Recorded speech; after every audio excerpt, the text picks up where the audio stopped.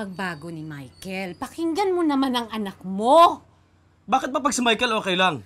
Pero pag si Becca, wala kang pakialam. Mahirap pilitin ang ayaw umuwi.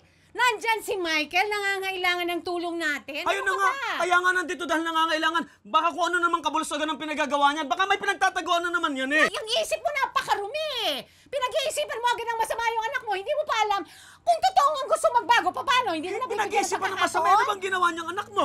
Ha? Anong ginawa ng anak mo? Hindi.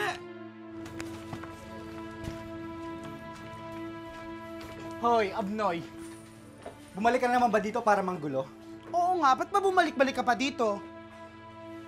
Bakit? Bahay ko din naman to Problema ka?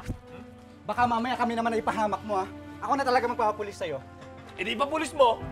Bakla ka kasi. Oh, hello? Pag bakla? Anong connect nun? Uy, sumasobra! Tama na, kuya! Lagi ka na! Hay! Hay! Tumigil ka! Papatay ka! Ay! Tama na! Tama na! Tama na! Tama na! Tama na! Tama na! Michael! Michael! Tama na! Tama na! Ano ba? Tama na! Tahimik kayo! Ano ba kayo? Pag-uumpugin ko kayo! Lumayas ka dito! Lumayas ka! Ay! Michael! Michael! Michael! Michael! Michael! Michael! Michael! Michael! Michael! Wag!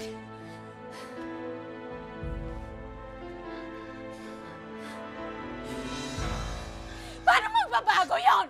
Kung sarili niyang pamilya hindi sumusuporta sa kanya, kayo nang huhusga, suportahan niyo naman yung kapatid niyo! Wow! Siya pa rin talaga yung iniisip nyo? Pero si Becca, kamusta? Bakit? Siya ang umalis! Eh di bumalik siya mag-isa! Aminin mo na kasi. Nung nawala si Michael, hinanap mo siya kahit alam natin lahat dito na siya yung dahilan kung bakit nasaktan si Papang. Pero si Becca, na nakakatulong sa atin dito. Sa lahat-lahat. Nung nawala siya, hindi ka ba nag-alala sa kanya? Sana! Hindi ba? Tanggapin mo! Kung gaano mo katanggap si Michael, ganun mo din dapat katanggap si Becca kung ano man siya. Yun lang yun!